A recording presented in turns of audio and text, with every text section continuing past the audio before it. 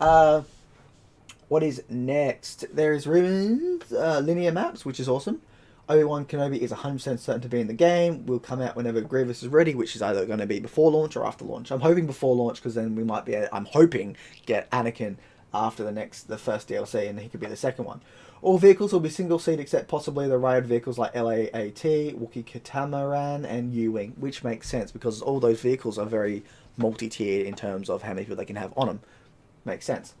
Um, you can acquire hero skins in loot crates. Awesome. Changing hero efforts is in the game screen, and when you switch hero star cards, awesome. Django Slave 1 will be in the game. Has the same ability as Boba's, but different voice acting. Now, this is a bit strange to me. First of all, he was in the concept art. You did see him in there. Awesome.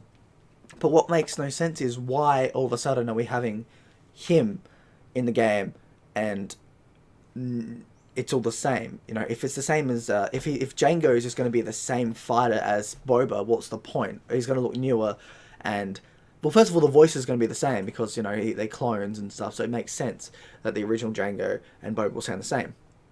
I guess they'll say different things, but still. And if they're going to have the same abilities, it's kind of like, well, what's the point?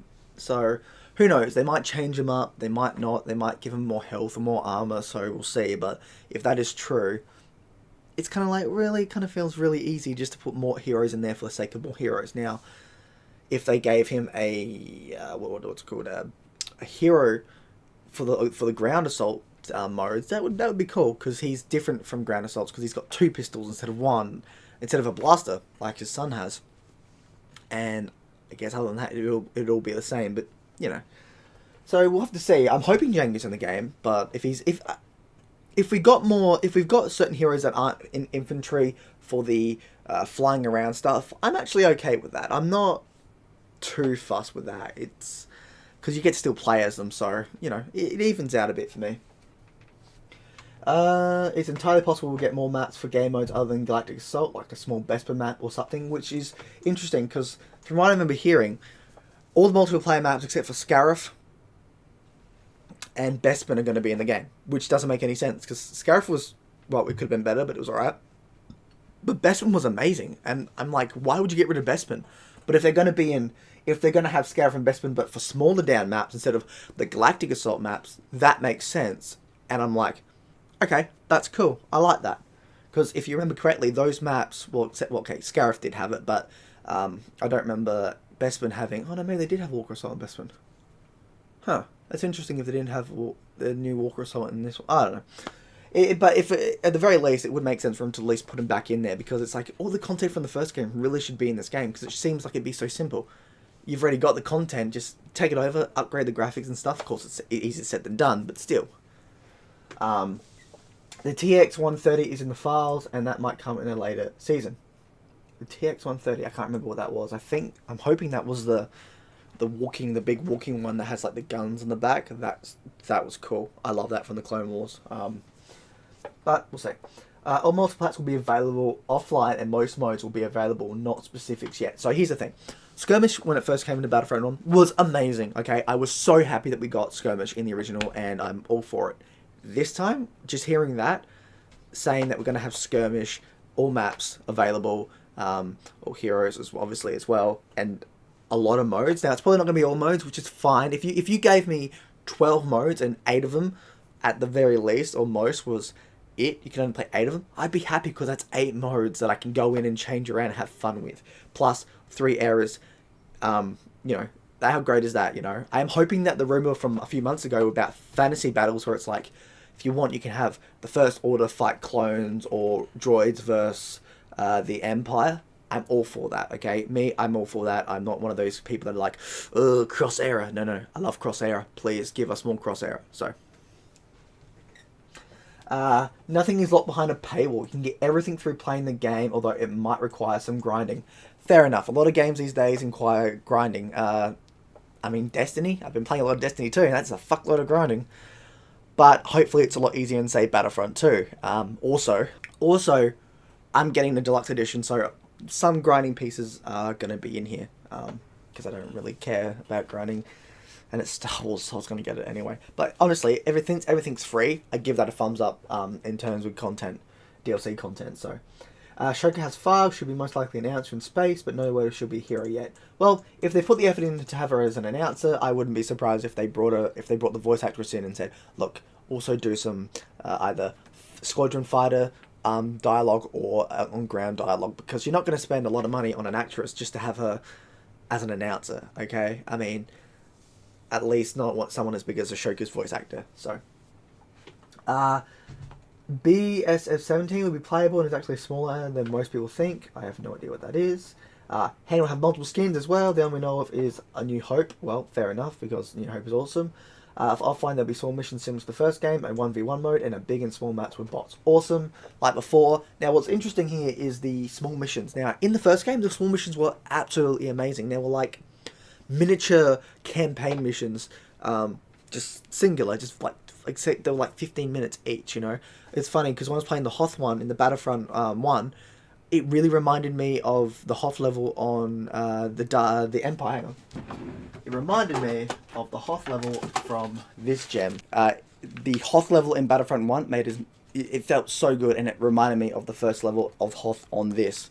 So it reminds me of the whole little what are they called? Little missions in the games, you know, and that's awesome. That's awesome. So if they are better in this one, I'm all for it. Absolutely all for it. The missions in the game look like they're going to be awesome. Now, hopefully there's more than 5, I think there was in the original game, maybe 4. So, but they were fun, absolutely fun. So, for offline, yeah, similar modes. Farm Boy Luke, Best Friend Luke, and A New Hope Han and Leia will 100% be skins available at launch. Makes sense, because certain ones of those were actually in the original game. And, I mean, if they're going to add skins for certain characters, the original trilogy character is going to be something that would have some. Probably no AI heroes. Now, this is one that I hope is wrong, because I want AI heroes. I really want AI heroes, man.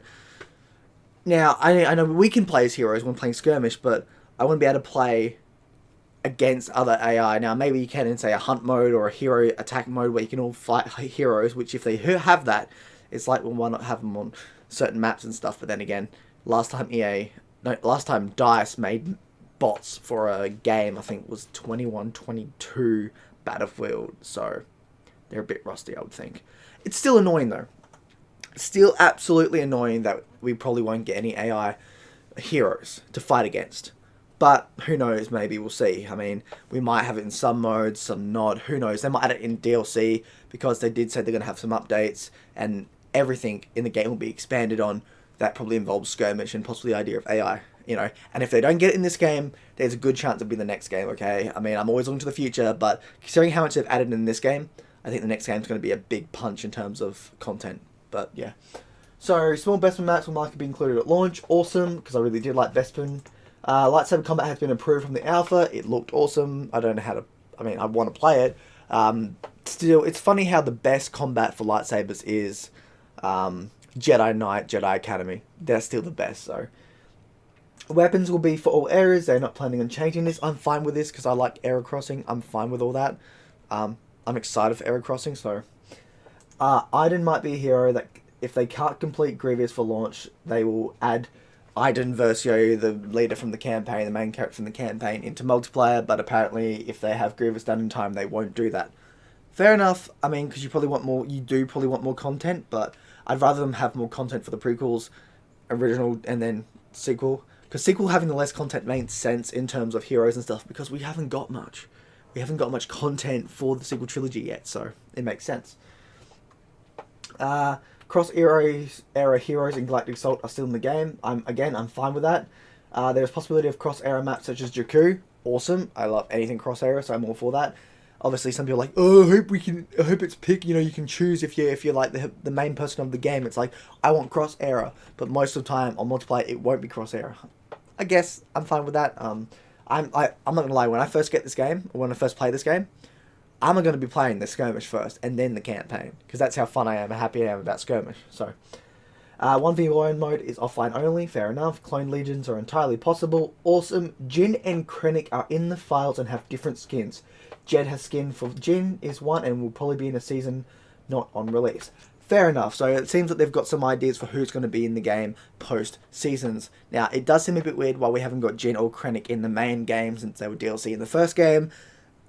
It makes no sense to me as to why that's happening, but there has to be there's a reason. There's going to be a reason. Well, it's a good reason or a shit reason. There's a reason. So Kenobi Starfighter probably won't be in at launch. Will mostly come when Kenobi is released. If we're lucky, like I said, Kenobi and Grievous might be in the game day one. I'm hoping so. Rebels content is possible, won't come out until they filled up the PT and ST, just thoughts not in any way confirmed. Fair enough. Heroes vs Villains will be in the game, but will be slightly different from the last game. I enjoyed it in the last game. I'm hoping it gets better in the next game. Game modes are Galactic Assault, Starfighter Assault, HVV, Blast, Strike, and a Conquest type mode. He only says Conquest because that's what it seemed like, capturing zones. He said it could possibly be revamped Supremacy, but it had a different name which led him to believe it's something new. Fair enough. The small maps are different from the large ones. Awesome. There'll be some atmospheric battles. Awesome. Most Isley seems like it'd be a really fun map because of little creatures, Jawas, bugs, little hopping jet creatures, and general atmosphere. It was exactly like that in the original game. You had Jawas running around, you could shoot them, and you had other things running around. Awesome. They're going back to that. Some skins are being considered Chewie with C3PO from Empire Strikes Back, which is awesome. Please have that in the game. Lando in his Commando uniform, awesome. Rebel Pilot Luke, awesome. Luke with the yellow jacket, End of A New Hope, and Old Han and Old Chewie, awesome. Although to be truthful, Old Chewie looked very similar to the new Chewie, so original Chewie. So you know. What else? Jabba's Palace will probably be a small map at launch. I'm fine with that. Fantasy Battles will be a placeholder, and it's a name for Conquest or Supremacy type mode. Alright, cool. As long as I have the ability to change things up and actually give myself droids versus First Order or something like that, I'm happy. Grievous will have his 4 lightsabers incorporated in some way, whether it be an ability or a normal attack.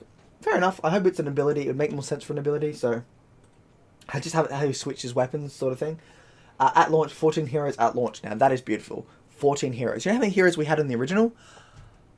We had 3 heroes and 3 villains, if I remember correctly. And then we had 4 DLCs. We had about 8...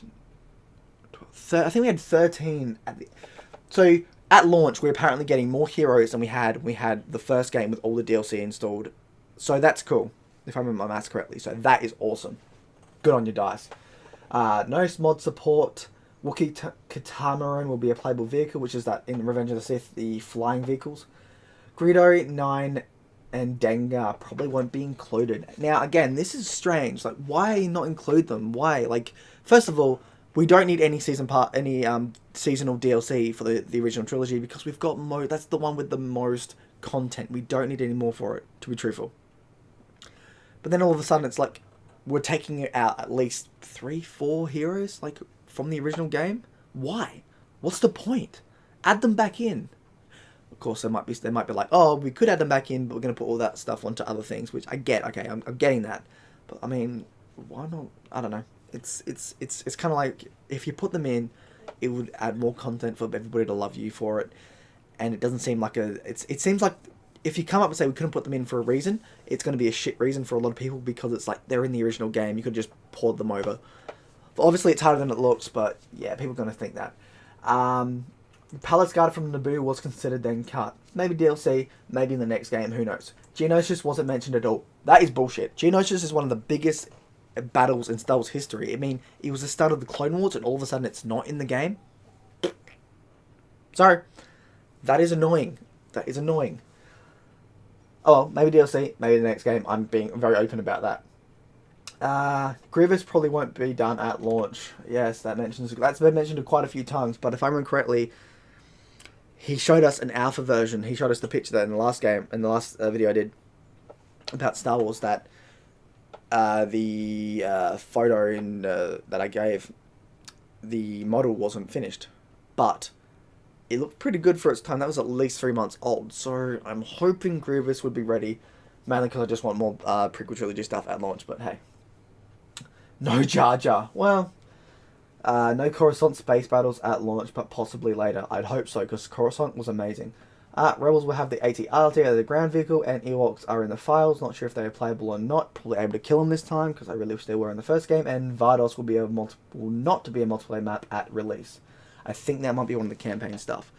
So this is a fairly long video. But yeah, this is just a variety of leaks that we've had, and I've had my thoughts on it. And yeah, that's basically it. It looks like it's going to be a fun game, and I really think that overall this is going to be a fantastic game. And I'd like the trailer, which I'm totally going to do a reaction on, or at least talk about it, comes out soon, which I think this Saturday or Sunday. It's hard to tell because it comes out like in America. I think on America it's going to come out on the Saturday. For us, it'll be in Australia, it'll be Sunday. But yeah, really excited. Cannot wait. I can't wait 2 more weeks until we play the beta, and then like a month after that we get to play the real game. Awesome. Anyway, Aussie Viking out. Valhalla.